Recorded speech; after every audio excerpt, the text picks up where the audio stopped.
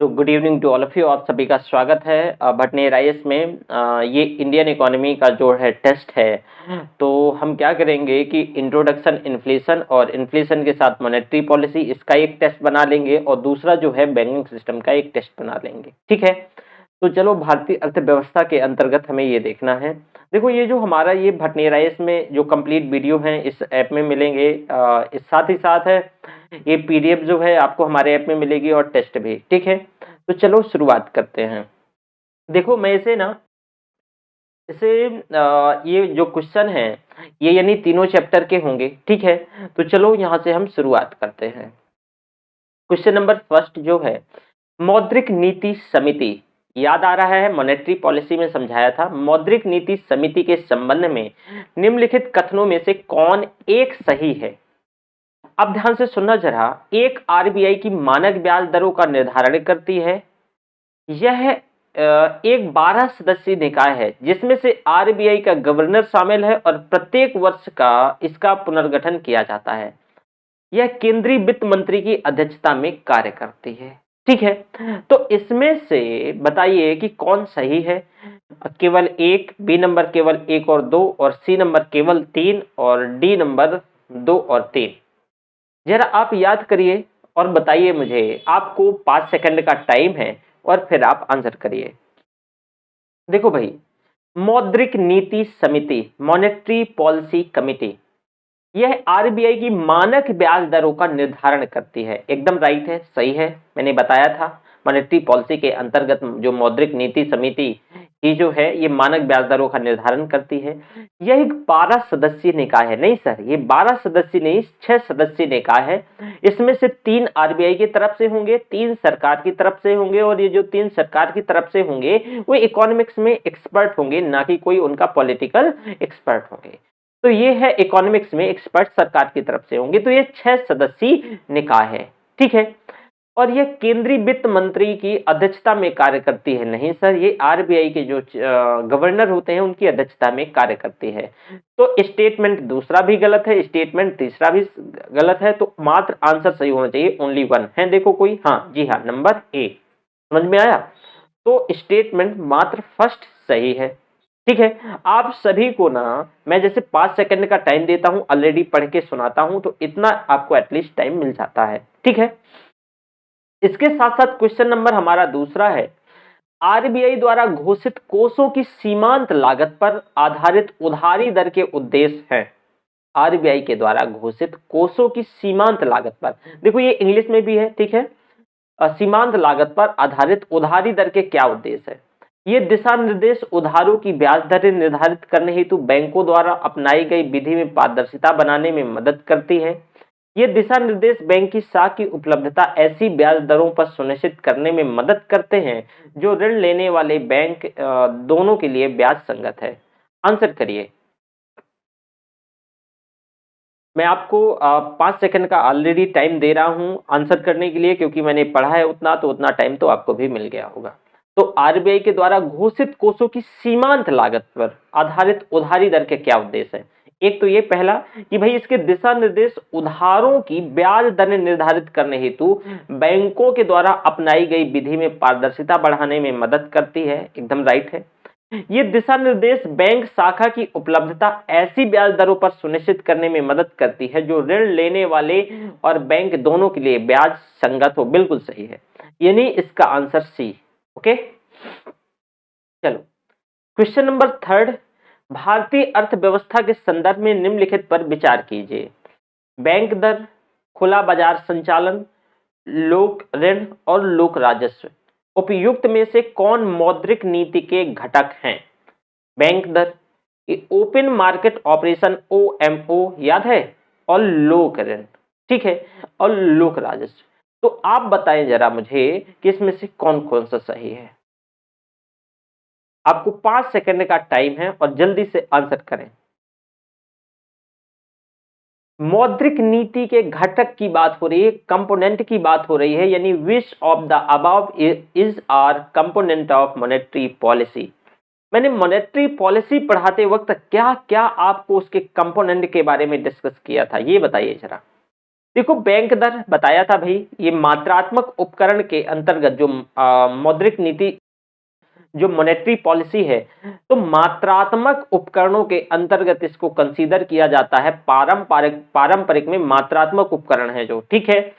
और खुला बाजार की प्रक्रिया, ओपन मार्केट ऑपरेशन, ओएमओ। लेकिन मैंने ना ही लोक ऋण समझाया और ना ही इसमें से जो लोक राजस्व है, ये मैं आपको फिस्कल सिस्टम में ये दोनों समझाऊंगा। मतलब स्टेटमेंट फर्स्ट और स्टेटमेंट सेकंड दोनों सही है। आंसर क्या होना चाहिए? नंबर सी होना चाहिए, नंबर सी होना चाहिए। सभी को कमेंट बॉक्स में कमेंट भी करना है, राइट। क्वेश्चन नंबर 4, चलो भाई क्वेश्चन नंबर 4 देखो।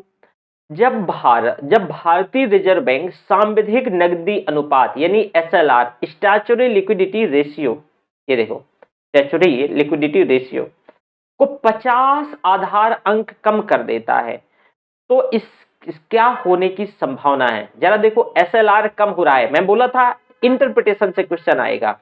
50 आधार अंक मतलब ये कम कहो कि 0.5%, ठीक है। आधार अंक और मैंने परसेंट का भी आपको मामला बताया था। तो भारत की जीडीपी विकास दर में प्रबलता बढ़ेगी, विदेशी संस्थागत निवेशक हमारे देश में और अधिक पूंजी लगाएंगे, ठीक है। अनुसूचित वाणिज्यिक बैंक अपने उधार देने की दर को घटा सकते हैं और इससे बैंकिंग व्यवस्था की नकदी में प्रबलता में कमी आ सकती है।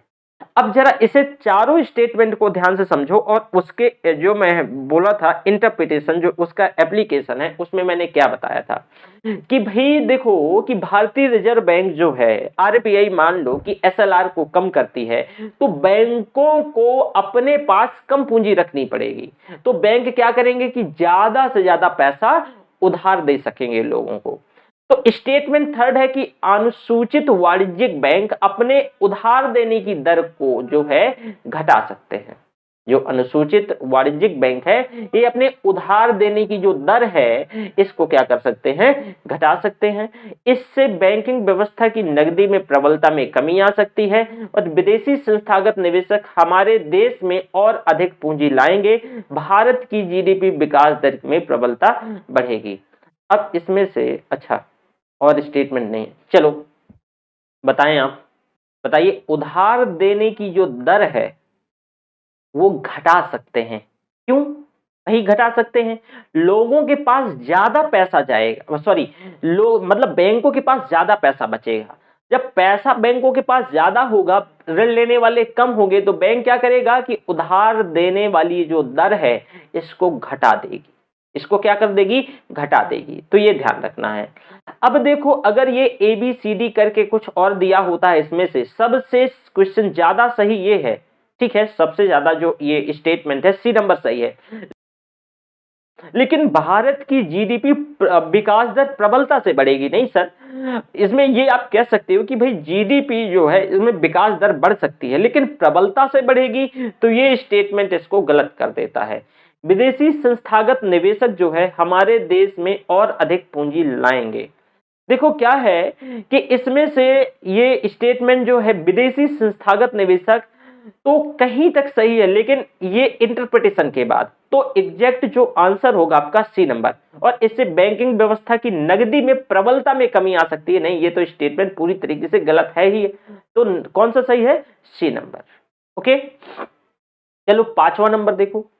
भारतीय अर्थव्यवस्था के संदर्भ में, देखो ये सब मैंने पढ़ाया है, ऐसा कुछ भी नहीं है जो मैंने ना पढ़ाया, वो देख रहे हो आप क्वेश्चन, और एक बेहतरीन क्वेश्चन है। भारतीय अर्थव्यवस्था के संदर्भ में निम्नलिखित में से कौन से सांविधिक आरक्षित, ध्यान रखिए सांविधिक आरक्षित, मैंने बताया था ना स्टैट्यूटरी रिजर्व, तो सांविधिक आरक्षित आवश्यकताओं के उद्देश्य हैं। क्या क्या उद्देश्य हैं भाई?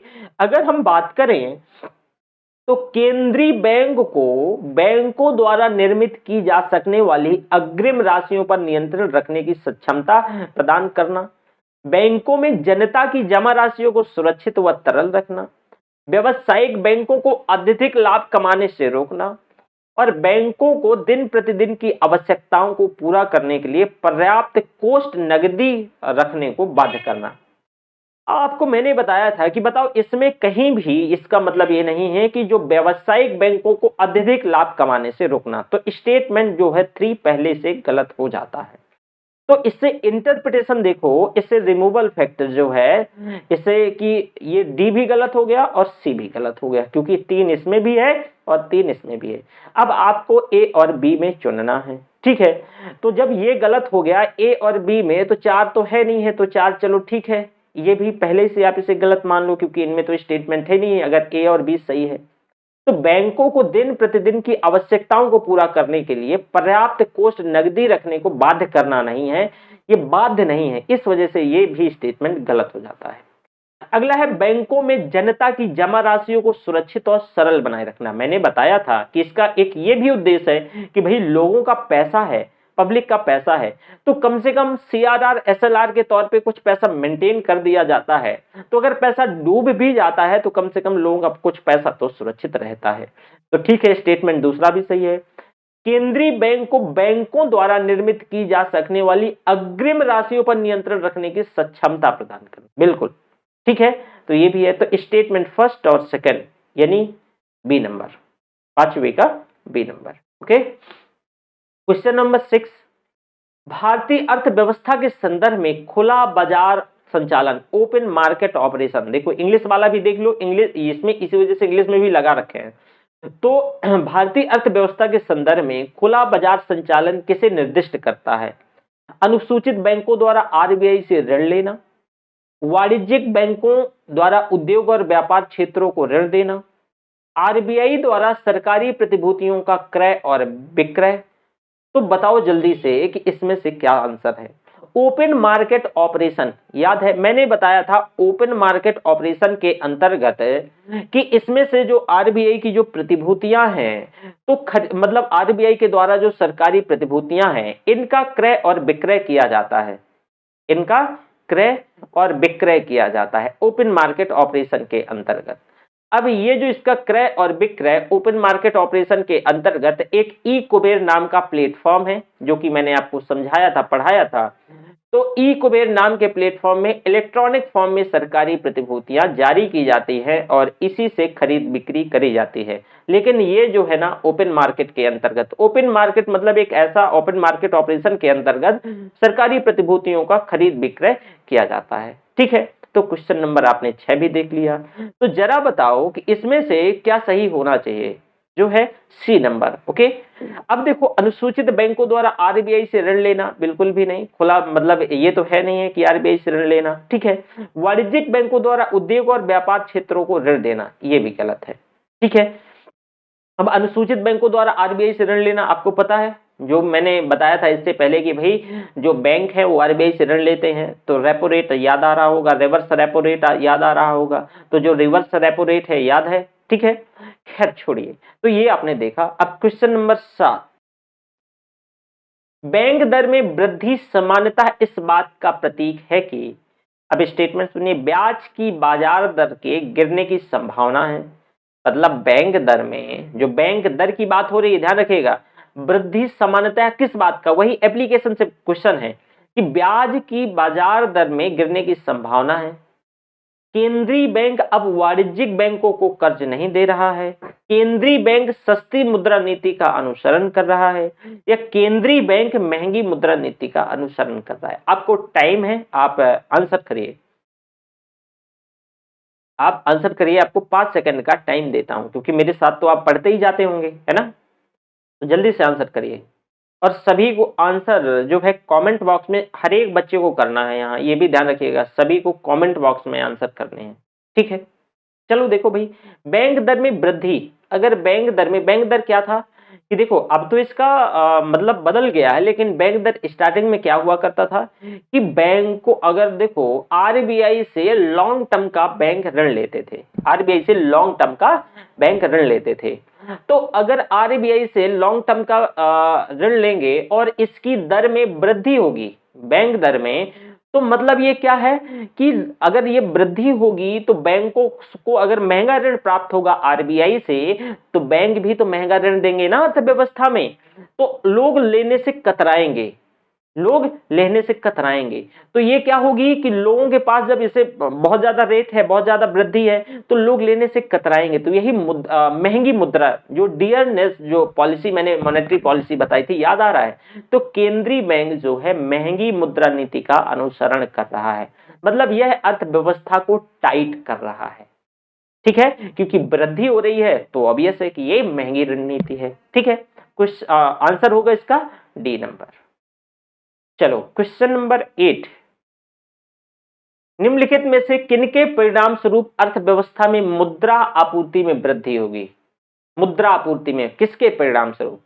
अब मुद्रा आपूर्ति में वृद्धि मतलब ये मनी फ्लो की बात हो रही है कि कब बढ़ेगा। तो केंद्रीय बैंकों के द्वारा लोगों से सरकारी प्रतिभूतियों का क्रय, जरा ध्यान से, केंद्रीय बैंक लोगों से सरकारी प्रतिभूतियों का क्रय, ठीक है, लोगों से सरकारी प्रतिभूतियों का क्रय, ठीक है, लोगों द्वारा वाणिज्यिक बैंकों में जमा की गई करेंसी, अगर लोगों के द्वारा वाणिज्यिक बैंकों में जमा की गई करेंसी, तो अर्थव्यवस्था में करेंसी का क्या हाल होगा?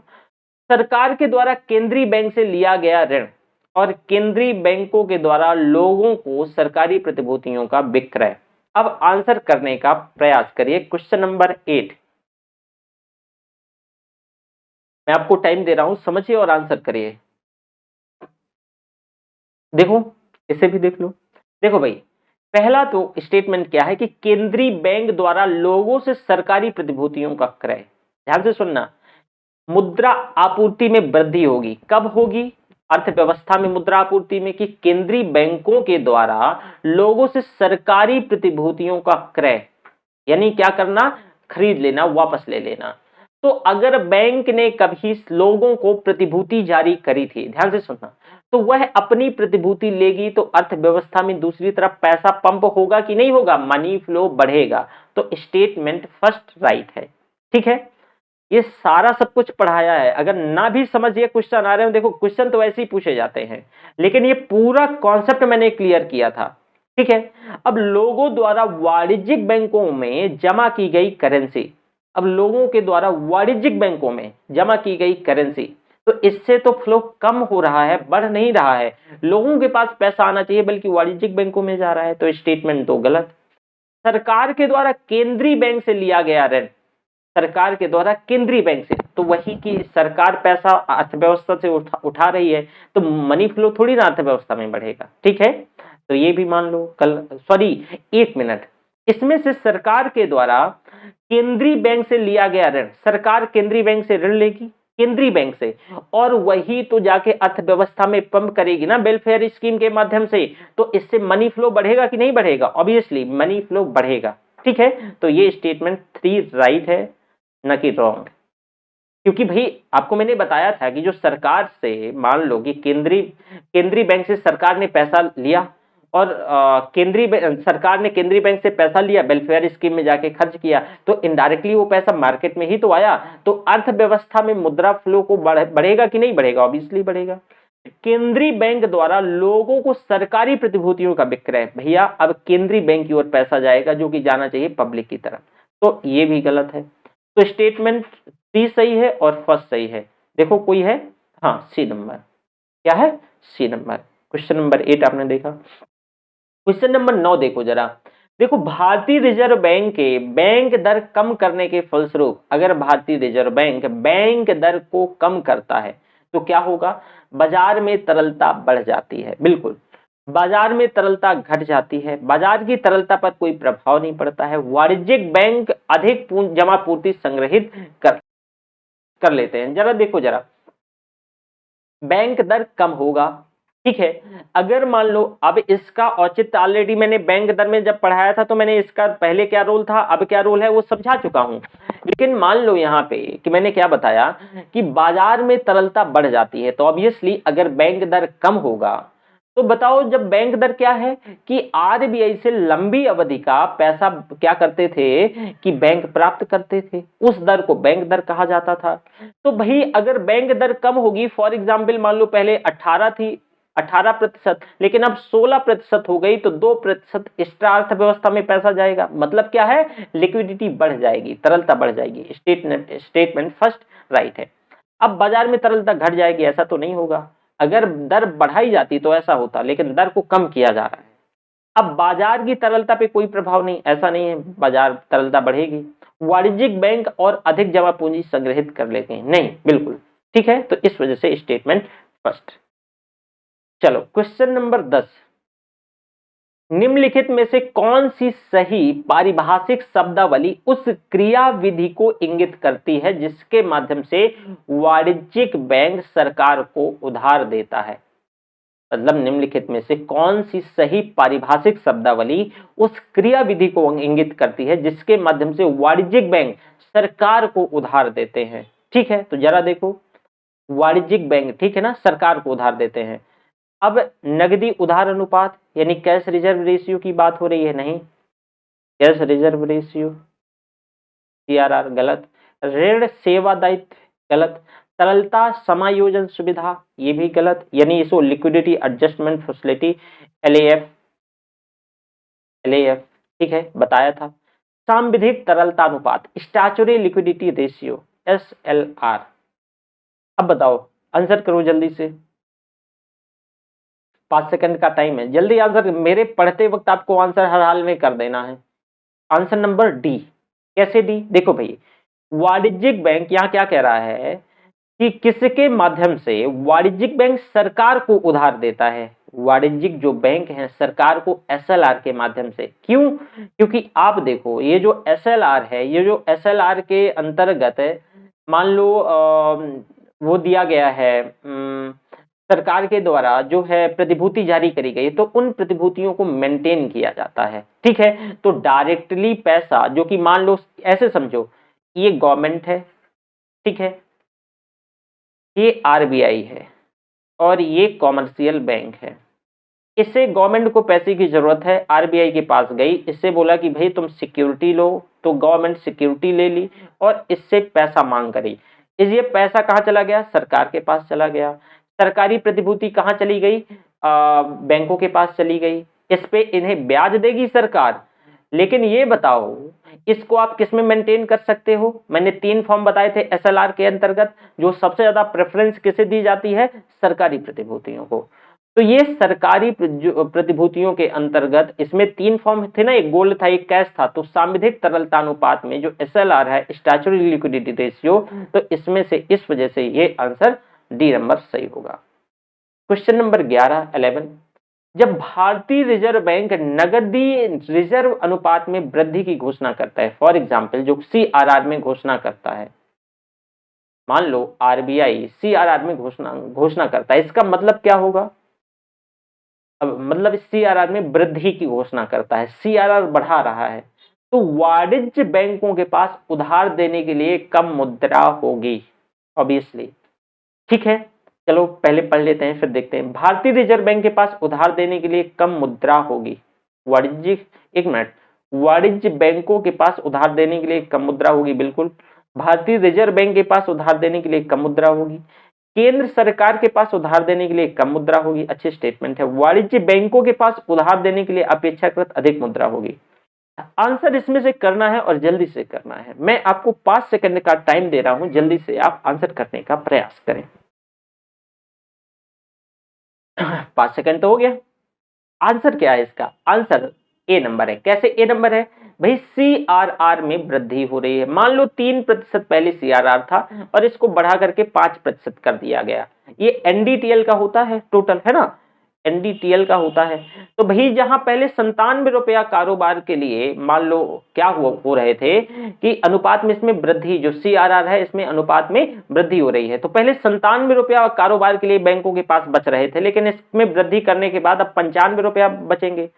तो आप बताओ, और ये किसे मेंटेन करना पड़ता है भाई? ये बैंकों को। CR तो बैंकों के लिए है ना, जो RBI के दिशा निर्देशों के अनुसार है ना, कैश रिजर्व रेशियो।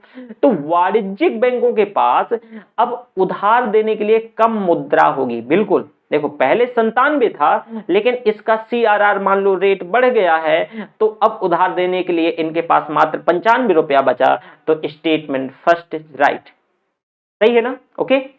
अब भारतीय रिजर्व बैंक के पास देखो, यहां भारतीय CRR का जो है अगर बढ़ेगा तो भारतीय रिजर्व बैंक लिखा है, इस वजह से ये गलत है, बल्कि बैंकों के पास, वाणिज्यिक बैंकों के पास। केंद्र सरकार के पास उधार देने के लिए नहीं, ये भी इस वजह से गलत हो जाता है। वाणिज्यिक बैंकों के पास उधार देने के लिए अपेक्षाकृत अधिक मुद्रा होगी, गलत। अगर इसमें कमी होती तो स्टेटमेंट डी सही हो जाता, लेकिन यहां पे बोल रहा है कि जो सीआरआर है, अगर मान लो इसमें वृद्धि की घोषणा होती है तो इस वजह से स्टेटमेंट ए, अगर मान लो यहां वृद्धि की जगह कमी होती तो स्टेटमेंट डी होता। ठीक है, इस वजह से ए नंबर सही है। देखो सभी सारी चीजें मैंने पढ़ाई हैं और पूरे कॉन्सेप्ट के साथ, इसी वजह से मैं अभी यहां इन चीजों को डिस्कस कर रहा हूं। चलो क्वेश्चन नंबर 12, रेपो दर ऐसी दर है जिस पर अन्य बैंक भारतीय रिजर्व बैंक से धनराशि उधार लेते हैं। ठीक है, क्वेश्चन नंबर 12 के साथ दूसरा स्टेटमेंट देखो कि किसी देश के जो गिनी गुणांक के मान का एक मान का अभिप्राय है कि उस देश की जनता में प्रत्येक की आय पूर्णतः समान है। अब आपको आंसर करना है। देखो रेपो दर ऐसी दर है, जो रेपो रेट, जिस पर अन्य बैंक भारतीय रिजर्व बैंक से किससे धनराशि उधार लेते हैं, धनराशि उधार लेते हैं, उसको रेपो रेट कहते हैं। याद आ रहा? बिल्कुल सही है स्टेटमेंट फर्स्ट। रेपो दर तो वही है ना, और अगर इसका उल्टा हो जाए तो ट्रिपल आर हो जाएगा, रिवर्स रेपो रेट। ठीक है, अब किसी भी देश का गिनी गुणांक का अगर मान 1 है तो इसका मतलब है कि उस देश की जनता में प्रत्येक की आय पूर्णतः समान है, गलत है। अगर यहाँ 0 होगा तो ऐसा होता, 1 जब गिनी गुणांक होता है तो ये असमानता को दर्शाता है। तो स्टेटमेंट दूसरा गलत हो गया, इस वजह से मात्र ए नंबर सही है। अगर यहाँ पे 0 होता तो इस चीज को दर्शाता है। ठीक है, तो ये 1 है, इस वजह से ये स्टेटमेंट दूसरा गलत है, तो मात्र यहाँ पे ए नंबर सही होगा। क्वेश्चन नंबर 13, भारत में मुद्रास्फीति के संदर्भ में निम्नलिखित कथनों में से कौन सही है? मुद्रास्फीति, महंगाई की बात हो रही, भारत में मुद्रास्फीति का नियंत्रण केवल भारत सरकार का उत्तरदायित्व है। मैंने क्या बताया था कि भाई मुद्रास्फीति को ना ही अकेले भारत सरकार कंट्रोल कर सकती है और ना ही इसको आरबीआई कंट्रोल कर सकती है, तो स्टेटमेंट फर्स्ट गलत हो गया। मुद्रास्फीति के नियंत्रण में भारतीय रिजर्व बैंक की कोई भूमिका नहीं है, गलत है, बल्कि जो मांग जनित मुद्रास्फीति है, डिमांड पुल इन्फ्लेशन, यही कंट्रोल करती है। घटा हुआ मुद्रा परिचालन मुद्रास्फीति के नियंत्रण में सहायक करता है। ठीक है, इसके साथ साथ बढ़ा हुआ मुद्रा परिचालन मुद्रास्फीति के नियंत्रण में सहायता करता है। अब जरा इन दोनों में आपको आइडेंटिफाई करना है। अब क्या है मुद्रास्फीति का, तो जरा देखो, घटा हुआ मुद्रा परिचालन मुद्रास्फीति के नियंत्रण में सहायता करता है। बिल्कुल, अगर पैसा कम है अर्थव्यवस्था में तो घटा हुआ मुद्रा परिचालन, अगर देखो यहाँ पे डिक्रीज्ड मनी सर्कुलेशन, इसे अगर आपको ये स्टेटमेंट हिंदी वाले ना समझ आने लगे तो आप कृपया इकोनॉमी में प्लीज थोड़ा सा फास्ट करिएगा, हिंदी वाले बच्चों के लिए मैं बार बार बोल रहा हूं, और इंग्लिश वाला जो है ये जरूर देखिएगा। डिक्रीज्ड मनी सर्कुलेशन, अगर मनी सर्कुलेशन कम होती है तो help in the controlling the inflation. बिल्कुल, अगर अर्थव्यवस्था में बहुत पैसा है तभी तो महंगाई होगी, लेकिन अगर आप इसको जो मनी का सर्कुलेशन है डिक्रीज कर दो तो ये हेल्प करेगा इन्फ्लेशन को कंट्रोल करने में। मतलब स्टेटमेंट सी सही है। अब देखो, बढ़ा हुआ मुद्रा परिचालन यानी increased money circulation help in controlling inflation, no, ऐसा नहीं होगा। ये कंट्रोल इन्फ्लेशन को कंट्रोल करने में हेल्प नहीं करेगा, बल्कि इन्फ्लेशन बढ़ जाएगी इसकी वजह से। तो स्टेटमेंट डी इस वजह से गलत है। समझ में आया? तो मात्र इसका आंसर सी सही है। उम्मीद करता हूं ये चीज समझ गए होंगे। क्वेश्चन नंबर 14, कई बार ना एक चीज और मैं आपको यहाँ पे बता दूं, कई बार ऐसा होता है कि चीजें आपके सामने होती हैं, पता होता है और आपके हाथ से निकल जाती हैं। क्यों? क्योंकि आपका हिंदी में बहुत सारी चीजें समझ नहीं आती हैं, और खासकर इसमें भी ट्रांसलेशन का जो ये है यूपीएससी है, ऐसा ही करती है, ट्रांसलेशन में बहुत सारी एरर्स होते हैं। सामान्य कीमत स्तर में बढ़ोतरी के निम्नलिखित में से किन कारणों से हो सकती है? कोई कीमत स्तर मान लो सामान्य से अधिक बढ़ जाए, सामान्य कीमत स्तर में बढ़ोतरी हो जाए तो किन किन कारणों से हो सकती है? देखो स्टेटमेंट, पहले तो देखो, द्रव्य की पूर्ति में वृद्धि, उत्पादन के समग्र स्तर में गिरावट, प्रभावी मांग में वृद्धि। आपको टाइम है 5 सेकंड का, इसे आंसर करो और मैं आपको इसका आंसर आपके साथ शेयर कर रहा हूं, मतलब एक्सप्लेनेशन। देखो, जब तक क्वेश्चन करने का मजा नहीं आता, जब तक डिटेल एक्सप्लेनेशन ना हो, और एक्सप्लेनेशन बिना मुझे तो नहीं लगता कि, देखो मैं अपनी पर्टिकुलरली बात करता हूं, मैं कोई भी चीज पढ़ाता हूं पहले, इसी वजह से मैंने बोला था कि लास्ट ईयर का कोई भी क्वेश्चन उठा लीजिएगा और इसके बाद वो मेरी जिम्मेदारी अगर क्वेश्चन ना हो। देखो ऐसा हो सकता है आपने रिवीजन ना किया हो, क्लास नोट्स ना पढ़ी हो, तो थोड़ा बहुत आपको असहजता हो सकती है, लेकिन ऐसा कुछ नहीं होगा जो मैंने पढ़ाया नहीं। देखो जरा, सामान्य कीमत स्तर में मान लो वृद्धि होती है, तो क्यों? अगर द्रव्य की पूर्ति में वृद्धि, द्रव्य यहां लिक्विडिटी है, देखो N increase in the money supply, money supply में अगर वृद्धि हो जाएगी तो ऑब्वियस है कि चीज कोई भी वस्तु महंगी हो जाएगी। Statement first right. उत्पादन के समग्र स्तर में गिरावट, मान लो प्रोडक्शन ही कम कर दिया जाए तो भी महंगाई बढ़ जाएगी, सामान्य कीमत स्तर में बढ़ोतरी हो जाएगी, तो स्टेटमेंट दो भी सही होना चाहिए। प्रभावी मांग में वृद्धि, अगर प्रभावी मांग में वृद्धि, मान लो मांग बढ़ जाए सामान्यतया तो भी, जैसे कि थर्ड है N increase in effective demand, in an increase in effective demand, अगर इफेक्टिव डिमांड में भी वृद्धि होती है, इंक्रीज होता है, तो भी सामान्य कीमत स्तर में वृद्धि हो जाएगी। देखो आल है कोई, हाँ डी नंबर 1 2 3, इस वजह से इसका आंसर डी होगा। समझ में आया? क्वेश्चन नंबर 15 देखो भैया, क्वेश्चन नंबर 15, निम्नलिखित कथनों पर विचार कीजिए। मुद्रास्फीति ऋणियों को लाभ पहुंचाती है, कुछ याद है कि नहीं याद है? उम्मीद करता हूं ये तो याद होगा ही होगा। तो मुद्रास्फीति ऋणियों को, जो व्यक्ति ऋणी है तो ऋणियों को लाभ पहुंचाती है। मुद्रास्फीति बांड धारकों को लाभ पहुंचाती है। अब आपको आंसर करना है। जरा देखो, ये मैंने डिटेल में बताया भी था, मुद्रास्फीति ऋणियों को लाभ पहुंचाती है, बताया था ना। क्यों? क्योंकि देखो मान लो कि यहां कोई साहूकार है और साहूकार ने ए व्यक्ति को ऋण दिया है, ए व्यक्ति को, और उस समय उसने 10% के इंटरेस्ट रेट पे दिया है, लेकिन मुद्रास्फीति मान लो किसी कारणवश 20% पे हो जाए, तो ये व्यक्ति ए जो है, अगर मान लो ये कहीं भी 100 रुपए का मान लो ऋण लिया था साहूकार से, तो 100 रुपया निवेश करेगा, तो इसका जो है ना निवेश, तो अब क्या होगा कि उतना मुद्रास्फीति से ज्यादा ही कोशिश होती है कि इसको रिटर्न हो जाए। तो किसे लॉस हो गया भाई? ए को तो फायदा हो गया ना, ए को प्रॉफिट हो गया, ये जो साहूकार है इसको लॉस हो गया। ठीक है, तो फायदा किसे हो गया? ए को, ये ऋणी था, तो मुद्रास्फीति ऋणियों को लाभ पहुंचाती है। ठीक है, बिल्कुल सही है। मुद्रास्फीति बांड धारकों को लाभ पहुंचाती है, नहीं सर, आपने बांड पहले ले लिया है और मुद्रास्फीति बढ़ गई तो बांड जो धारक है इनको लाभ नहीं पहुंचाएगी, क्योंकि आपका रेट पहले से तय है। तो भाई ये ऐसा नहीं होता है, तो स्टेटमेंट दूसरा गलत, अर्थात ओनली वन, केवल एक।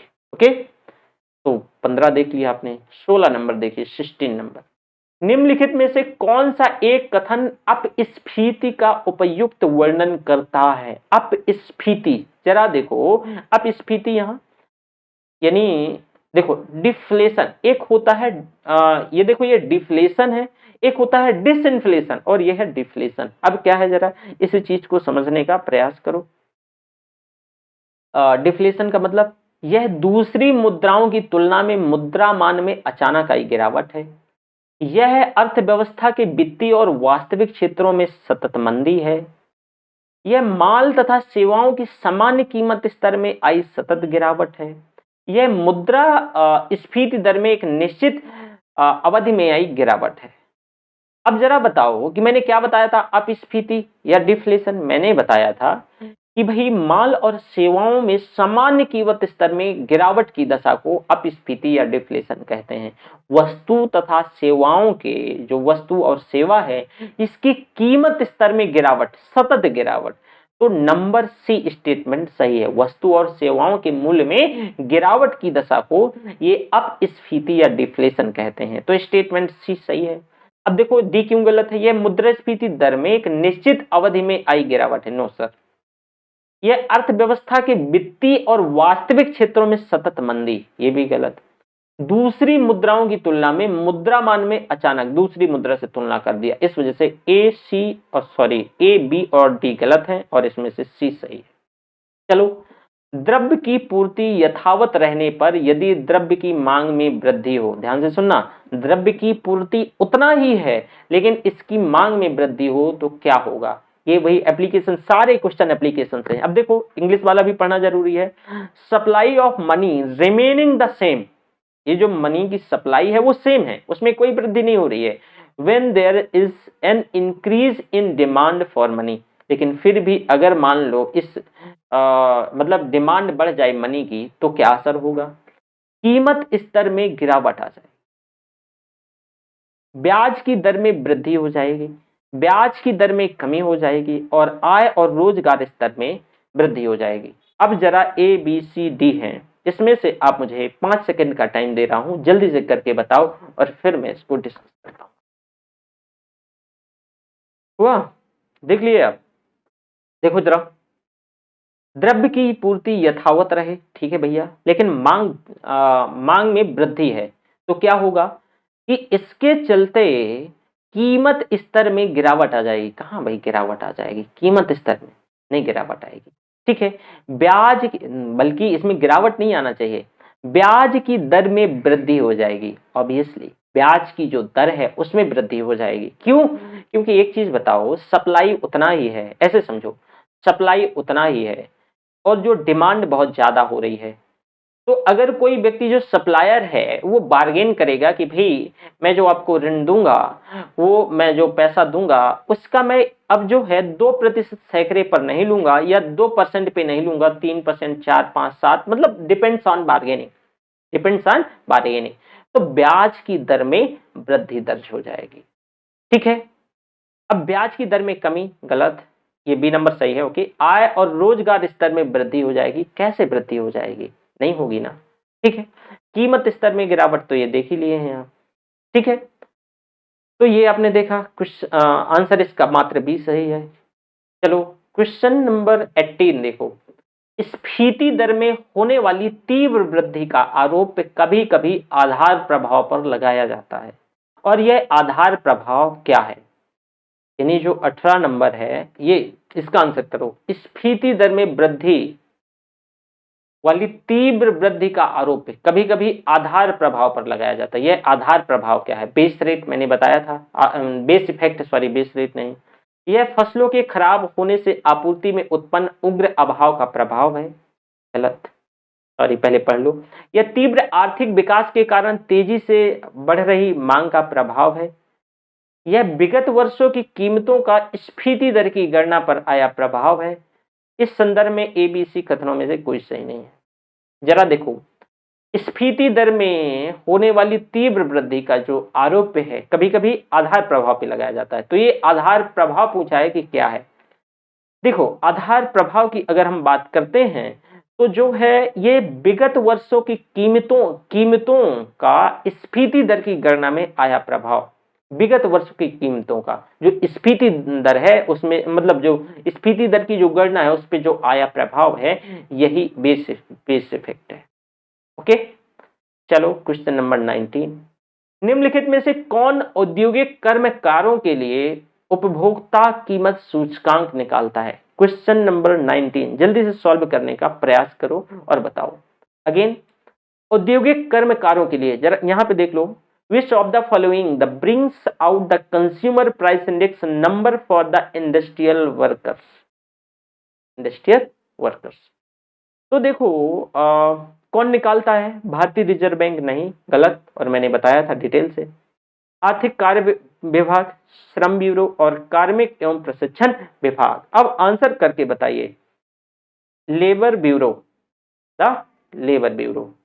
जो औद्योगिक, जो इंडस्ट्रियल वर्कर हैं, इंडस्ट्रियल वर्कर जो है, तो औद्योगिक कर्मकारों के लिए उपभोक्ता कीमत सूचकांक निकालता है श्रम ब्यूरो, ठीक है। तो 19 भी आपने देख लिया। 20 देखो, भारतीय रुपए की गिरावट रोकने के लिए निम्नलिखित में से जब गिरावट होती है तो मैंने बताया था ना, कौन सा एक सरकार भारतीय रिजर्व बैंक द्वारा किया जाने वाला सर्वाधिक संभावित उपाय नहीं है? सर्वाधिक संभावित उपाय नहीं है। क्वेश्चन नंबर 20 देखो, 20 में जैसे कि स्टेटमेंट है, गैर जरूरी वस्तुओं के आयात पर नियंत्रण और निर्यात को प्रोत्साहन, भारतीय उधारकर्ताओं के रुपए मूल्यवर्ग के मसाला बांड जारी करने हेतु प्रोत्साहित करना, या विदेशी वाणिज्यिक उधारी से संबंधित दशाओं को आसान बनाना। डी, अच्छा डी स्टेटमेंट नहीं है, डी इंग्लिश में देखो, following an expansionary monetary policy. तो इसमें एक्सपेंशनरी मॉनेटरी पॉलिसी मतलब फॉलो की जाती है। तो जरा बताओ, भारतीय रुपए की गिरावट को रोकने के लिए इसमें से कौन सा एक सरकार के द्वारा, भारतीय रिजर्व बैंक के द्वारा उठाया, मतलब एक संभावित कदम नहीं है। इसमें से 3 स्टेटमेंट आपने देखे, चौथा स्टेटमेंट यहाँ पे लिखा है, और ये देखो, एक्सपेंशनरी पॉलिसी को अपनाया जाना। तो आप मुझे 5 सेकंड का टाइम है, आंसर दो। इस स्टेटमेंट को अगेन एंड सर्वाधिक संभावित उपाय नहीं है। अगेन सुनिएगा, इस स्टेटमेंट को अगर ध्यान नहीं देंगे तो आंसर गलत करेंगे और 100% गलत करेंगे। तो ये देख लो पहले आप। चलो, हो गया।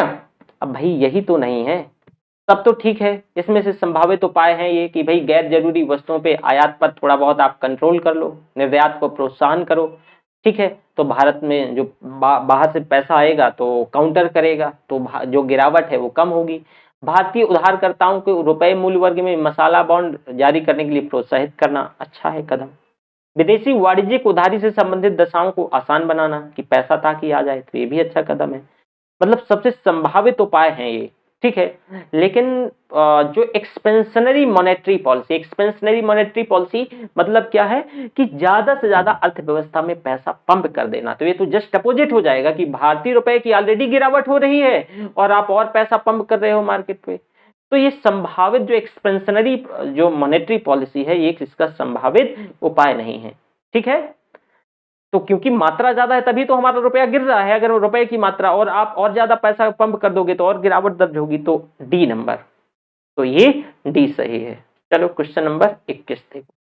किसी अर्थव्यवस्था में मुद्रा गुणक निम्नलिखित में से किस एक के साथ बढ़ता है? मुद्रा गुणक, चलो देखो, आरक्षित नकदी अनुपात में वृद्धि, जनता की बैंकिंग आदतों में वृद्धि, सांविधिक नकदी अनुपात में वृद्धि, देश की जनसंख्या में वृद्धि। अब बताइए इसमें से the money multiplier in an economy increased with which of the following? Money multiplier. अब इसमें से क्या क्या कह रहा है कि मुद्रा गुणक में से किस एक के साथ बढ़ता है? किस एक के साथ? जनता की बैंकिंग आदतों में जो है वृद्धि।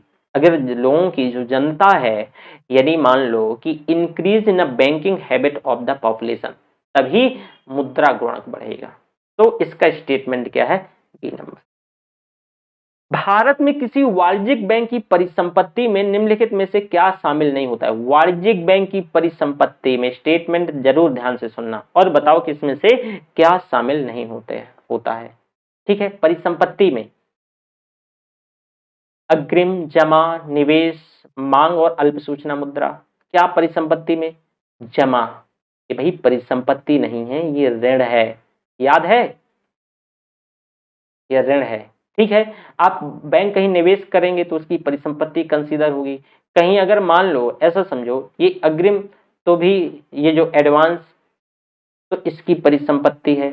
मांग और अल्प सूचना मुद्रा, मनी और कॉल एंड शॉर्ट नोटिस, तो ये भी इसकी क्या है? परिसंपत्ति में मतलब ये शामिल होगा। लेकिन जो ये है, क्योंकि अगर मान लो किसी से आप अग्रिम लेते हो, ठीक है, तो आपकी परिसंपत्ति मानी जाएगी, सॉरी अग्रिम देते हो, या फिर अगर आप निवेश करते हो तो परिसंपत्ति, मांग और अल्प सूचना मुद्रा तो भी।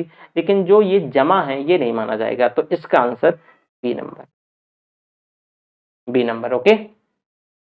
चलो कुछ अगला, निम्नलिखित में से कौन से कारक आर्थिक समृद्धि और आर्थिक विकास को प्रभावित करते हैं? कौन से कारक करते हैं? प्राकृतिक संसाधन की उपलब्धता, पूंजी निर्माण की दर, तकनीकी विकास, मानव संसाधन। जल्दी से आंसर करने का प्रयास करो, आपको 5 सेकंड का टाइम है। आर्थिक समृद्धि और आर्थिक विकास को कौन प्रभावित करते हैं? इसमें से आंसर मेरी समझ से 1 2 3 4 आल है। देखो डी नंबर, डी नंबर होना चाहिए या है ही, ठीक है। क्योंकि भाई आर्थिक समृद्धि, देखो आर्थिक समृद्धि और आर्थिक विकास बताया था। आर्थिक समृद्धि यानी जीडीपी का बढ़ना आर्थिक समृद्धि है, और आर्थिक विकास उस बढ़ी हुई जीडीपी का सभी तक पहुंचाना आर्थिक विकास है। तो भाई जो संसाधनों का, प्राकृतिक संसाधनों की उपलब्धता आर्थिक विकास, पूंजी निर्माण की दर समृद्धि, तकनीकी विकास को भी ये प्रभावित करते हैं, और मानव संसाधन। तो इस वजह से डी नंबर। क्वेश्चन नंबर 2, निम्नलिखित कथनों पर विचार कीजिए। आर्थिक समृद्धि एक संकीर्ण अवधारणा है और यह राष्ट्रीय आय, सकल घरेलू उत्पाद और प्रति व्यक्ति आय में वृद्धि को प्रदर्शित करती है। आर्थिक विकास एक व्यापक अवधारणा है, यह अर्थव्यवस्था में जीवन की गुणवत्ता को प्रदर्शित करती है। मैं अपने पहले लेक्चर में डिटेल से डिस्कस किया। 5 सेकंड का टाइम है, जल्द से जल्द आंसर करो।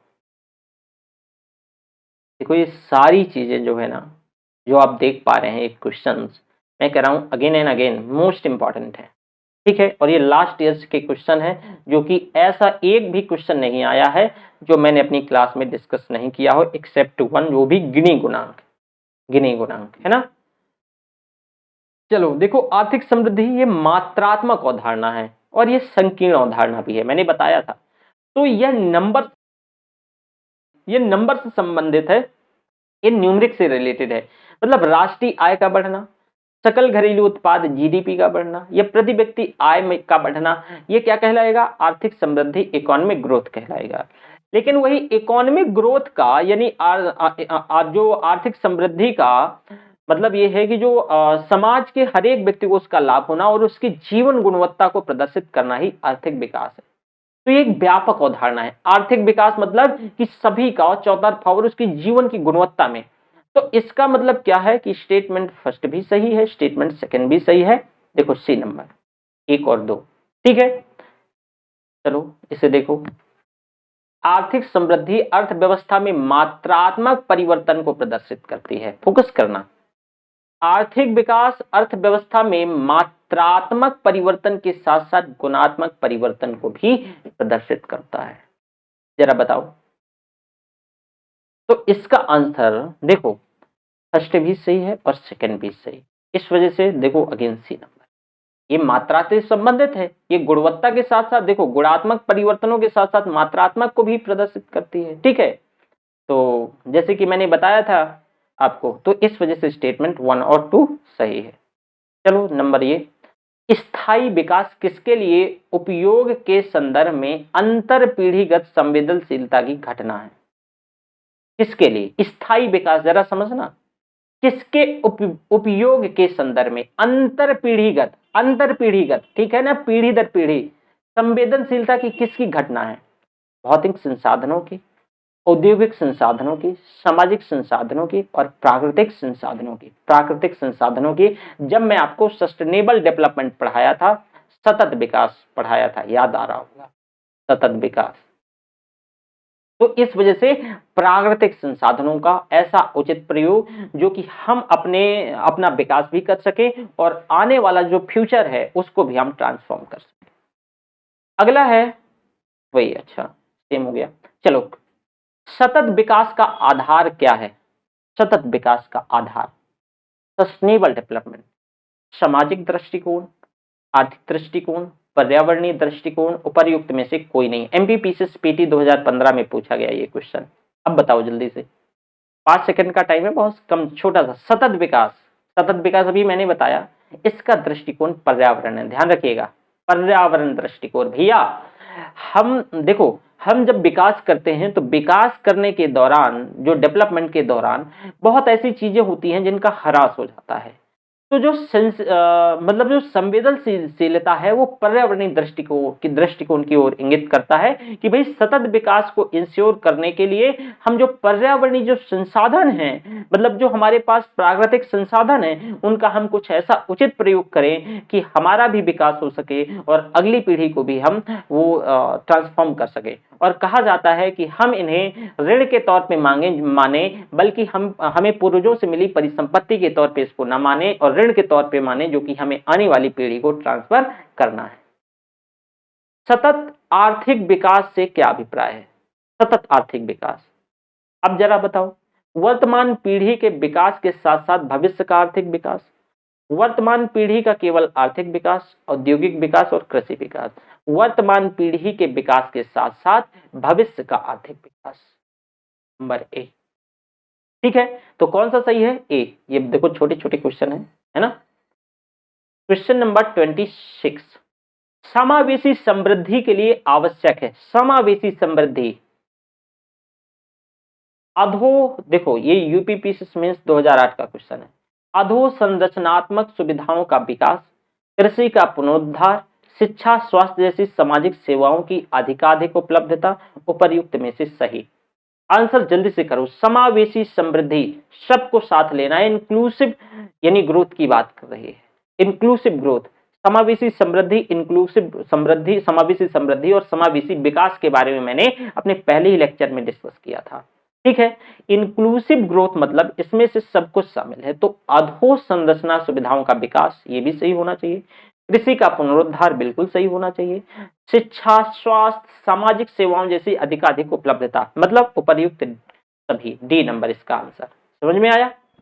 अगला धारणी विकास यानी सतत विकास, ध्यान से सुनना, धारणी विकास मतलब सतत विकास, आईएएस 2010।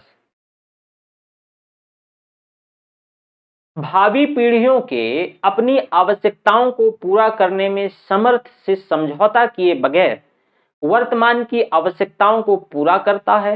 इस परिप्रेक्ष्य में धारणी विकास का सिद्धांत निम्नलिखित में से किस एक सिद्धांत के साथ स्वाभाविक रूप से जुड़ा हुआ है, जरा बताइए।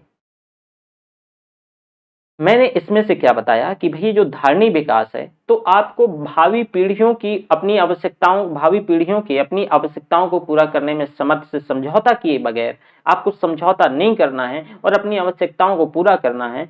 तो इस जो सतत विकास का जो सिद्धांत है तो किससे स्वाभाविक तौर से जुड़ा हुआ है बताओ।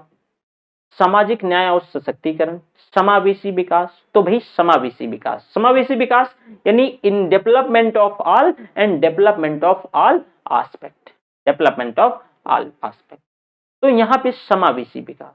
ठीक है, सबका विकास और चौतरफा विकास होना। अगला है मुद्रास्फीति के कारण सीजीपीएससी 2013 वस्तुओं का मूल्य बढ़ता है। देखो कितना आसान सा क्वेश्चन है, मुद्रा का मूल्य गिरता है, विनिमय दर में सुधार होता है और इसमें उपर्युक्त एक ए और बी और उपर्युक्त ए और बी, ए बी और सी। देखो मुद्रास्फीति क्या है, वस्तु और सेवाओं के मूल्यों में निरंतर वृद्धि, तो वस्तुओं का मूल्य बढ़ता है, बिल्कुल राइट है। मुद्रा का मूल्य घटता है, जब मुद्रास्फीति के चलते जो मुद्रा का परचेजिंग करा पावर होता है वो मूल्य घटता है, ठीक है, ये गिरता है, बिल्कुल सही है।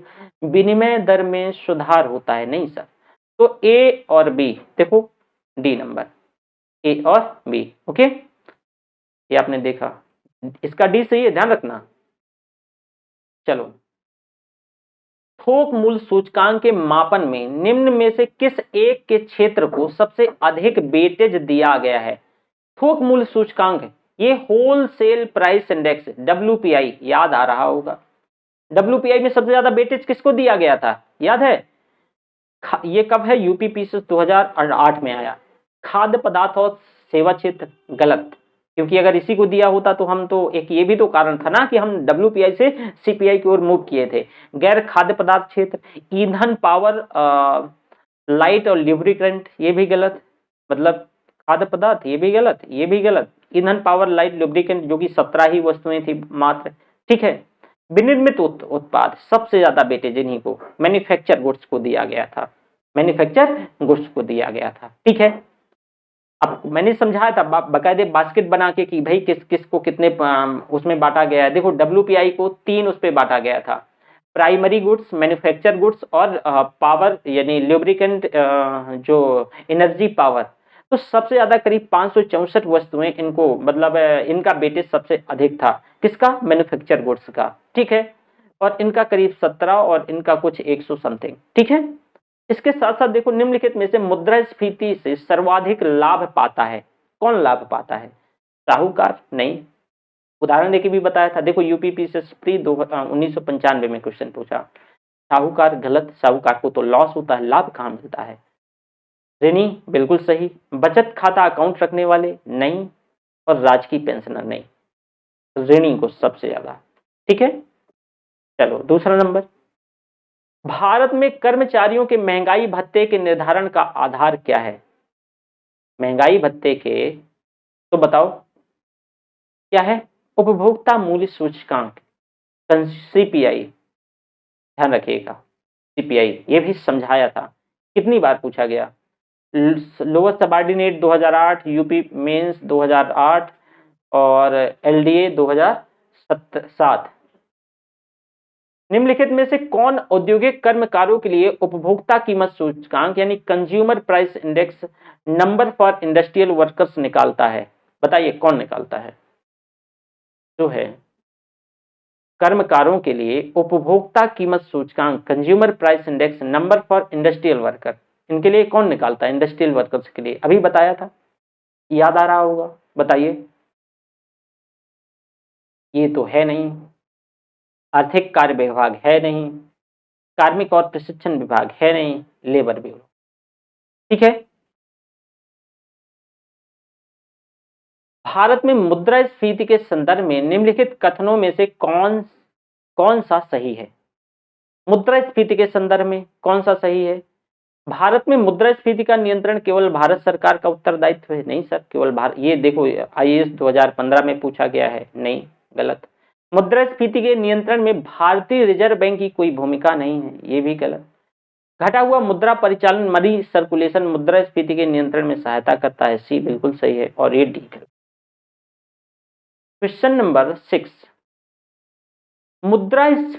स्फीति दर में होने वाली तीव्र वृद्धि का आरोप कभी कभी आधार, आईएएस 2011 देख लो, बेस इफेक्ट पर लगाया जाता है, और यह आधार प्रभाव क्या कहता है? यह फसलों के खराब होने से आपूर्ति में उत्पन्न उग्र अभाव का प्रभाव है, गलत।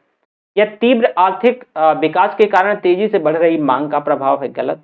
यह विगत वर्षों की कीमतों का स्फीति दर की गणना पे आया प्रभाव है, राइट। ठीक है, तो सी नंबर, तो डी भी गलत। अगला है, निम्नलिखित में से कौन सा एक कथन अस्फीति का उपर्युक्त वर्णन करता है? अस्फीति, यह दूसरी मुद्राओं की तुलना में मुद्रा मान में अचानक आई गिरावट, आईएएस 2010, देखो सब लास्ट ईयर के और सब मैंने पढ़ाया है। यह अर्थव्यवस्था की वित्तीय और वास्तविक क्षेत्रों में आई सतत मंदी है। यह माल और सेवाओं की सामान्य कीमत स्तर में आई गिरावट है, सी नंबर। ठीक है, फिलिप्स कर्व किनके मध्य संबंध को दर्शाता है? फिलिप कर्व, मुद्रास्फीति और बेरोजगारी, देखो कहीं पे है, देखो मुद्रास्फीति और बेरोजगारी स्टेटमेंट, गलत, बी, ए नंबर गलत। मुद्रास्फीति और बेरोजगारी बिल्कुल सही है। मुद्रास्फीति और आदर्श बेरोजगारी गलत। मुद्रास्फीति और चक्री बेरोजगारी नहीं, मात्र भाई, और ये यूकेपीएससी 2012 का क्वेश्चन। समावेशी विकास के संदर्भ में निम्नलिखित कथनों पर विचार कीजिए। समावेशी विकास, राजकोषीय नीतियों को मजबूत किया, समावेशी विकास, सब्सिडी का लक्षित वितरण, बढ़ी हुई पारदर्शिता, एफडीआई पर पूर्ण प्रतिबंध। अब जरा देखो इस पे से, समावेशी विकास इंक्लूसिव डेवलपमेंट यानी सबके विकास की बात है, राजकोषीय नीतियों को मजबूत किया, ठीक है। सब्सिडी का लक्षित वितरण तभी पॉसिबल है समावेशी विकास, ठीक है। बढ़ी हुई पारदर्शिता बिल्कुल सही है। एफडीआई पर पूर्ण प्रतिबंध, नो सर, तो चौथा तो गलत हो गया, चलो ये गलत हो गया और ये गलत हो गया, 1 2 3 सही है, ये देखो डी नंबर। निम्नलिखित टिप्पणियों पर विचार करें। सकल घरेलू उत्पाद में वृद्धि में हमेशा नौकरियों और रोजगार में वृद्धि होती है। सकल घरेलू उत्पाद में वृद्धि में, ध्यान से सुनना, अगर इसमें वृद्धि होती है तो नौकरियों और रोजगार में वृद्धि होती है, हमेशा नौकरियों और रोजगार में वृद्धि होती है। इक्विटी के साथ वृद्धि की अवधारणा अंतर और अंतर क्षेत्रीय असमानताओं को दूर करने को बढ़ावा देती है। देखो भाई, इसमें से अगर सकल घरेलू उत्पाद में वृद्धि होगी तो नौकरियां और रोजगार में भी, जो नौकरियां हैं और रोजगार हैं, तो इसमें वृद्धि होती है, ठीक है, कि मैंने ऑलरेडी पढ़ाया। इक्विटी के साथ वृद्धि की अवधारणा अंतर और अंतर क्षेत्रीय असमानताओं को दूर करने को बढ़ावा, बिल्कुल राइट। सतत विकास लक्ष्यों के संदर्भ में निम्नलिखित पर विचार कीजिए। सतत विकास लक्ष्य, गरीबी उन्मूलन, बिल्कुल राइट है, गरीबी उन्मूलन करना सतत विकास का लक्ष्य रहा है, ठीक है। सस्टेनेबल डेवलपमेंट, लैंगिक समानता, औद्योगिकरण, समुद्री संसाधन, सस्टेनेबल ह्यूमन सेटलमेंट, देखो आल है कोई, 1 2 3 4 5, बिल्कुल। यानी उपरोक्त में से कौन सा यूएनएफसीसी द्वारा सस्टेनेबल डेवलपमेंट गोल्स पर असर पर पड़ रहा है, ठीक है, तो यही। चलो, सरकारी उधारी के संदर्भ में निम्नलिखित कथनों पर विचार करें। सरकारी उधारी की बात हो रही है। निजी निवेश में कमी, सरकारी उधारी जरा समझो, अगर मान लो इसके संदर्भ में क्या, तो निजी निवेश में कमी, ब्याज दर में वृद्धि, ब्याज दर में वृद्धि, और मुद्रास्फीति की दर में, जो मुद्रास्फीति की दर है तो इसमें कमी। अब उपरोक्त में से कौन सरकारी उधार के परिणाम स्वरूप तत्कालिक और दीर्घकालिक कारण है? भाई देखो, तत्कालिक और दीर्घकालिक का कारण दोनों पूछा है। तो अगर सरकारी उधारी मान लो बढ़ रही है तो मुद्रास्फीति की दर में कमी, जो सरकारी उधारी है, जैसे ब्याज दर में वृद्धि और निजी निवेश में कमी। ठीक है, अगर मान लो सरकारी उधारी बढ़ रही है तो ऑब्वियसली निजी निवेश में कमी आएगी, जो ब्याज दर में भी वृद्धि होगी, और इसमें से मुद्रास्फीति की दर में जो है वो कमी। अगर देखो भाई सरकारी उधारी लगातार बढ़ रही है तो जो मुद्रास्फीति की दर है, क्योंकि पैसा तो है नहीं है, उधारी बढ़ रही है तो दोबारा पैसा मिलेगा नहीं, तो मुद्रास्फीति की जो दर है इसमें कमी है, मतलब इसमें से आल डी नंबर। मौद्रिक नीति समिति एमपीसी के संदर्भ में निम्नलिखित कथनों पर विचार कीजिए। एमपीसी केंद्र सरकार के द्वारा गठित 6 सदस्यीय समिति है। मौद्रिक नीति समिति का नेतृत्व भारतीय रिजर्व बैंक के गवर्नर करते हैं। ठीक है, बिल्कुल करते हैं। एमपीसी केंद्र सरकार के द्वारा गठित 6 सदस्यीय समिति, मैंने बताया था, है ना? तो ठीक, निम्नलिखित क्षेत्रों पर विचार करें। कोयला, कच्चा तेल, सीमेंट, उर्वरक। इनमें से कौन सा क्षेत्र 8 कोर इंडस्ट्रीज के सूचकांक का हिस्सा है? चारों हिस्से हैं ये, नहीं, जो कोर इंडस्ट्री है इसके सूचकांक के चारों हिस्से, कोयला भी, कच्चा तेल भी, सीमेंट भी, उर्वरक भी, देखो चारों डी नंबर। ठीक है, तो ये हो गए आपके कंप्लीट क्वेश्चन। इतना हम कल ना जो है बैंकिंग सिस्टम के अंतर्गत जो भी क्वेश्चन है उनके बारे में डिस्कस। ठीक है, okay, thank you very much, फिर मिलते हैं।